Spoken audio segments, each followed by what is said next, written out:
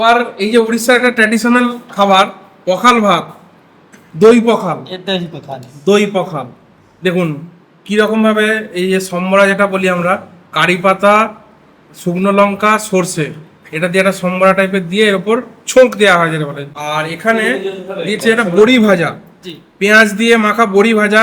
আচ্ছা, এটা করলার পকোড়ি, মানে এটাকে তাওয়া ফ্রাই আছে, এটা করলা, গোটা গোটা করলা এইভাবে চার কোনা মানে চারটে টুকরো করে কেটেছে, আর এটা তাওয়া ফ্রাই করেছে মশলা টশলা দিয়ে, মাস্টার্ড বললো, মানে সর্ষের একটা পেস্ট দিয়ে।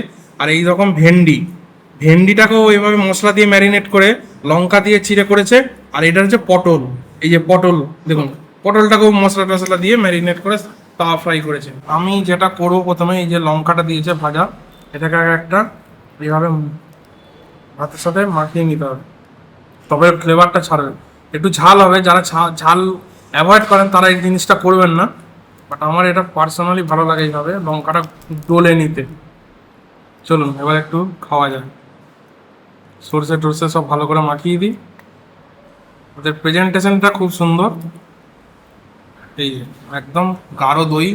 আমি একটু অ্যাড করি, সেটা হচ্ছে লেবুটা একটু দিই, গন্ধরাজ লেবু দিলে আরও ফ্লেভারটা বেশ সুন্দর ছাড়ে।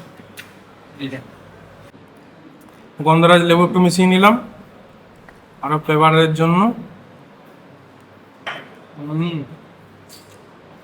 প্রখর গ্রীষ্মে প্রচণ্ড যখন গরম পড়ে উড়িষ্যার লোক এটাই খায়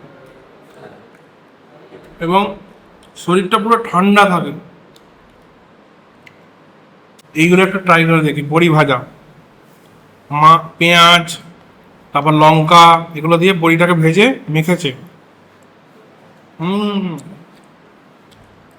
রসুনও দিয়েছে। ভেন্ডিটা খেয়ে দেখে,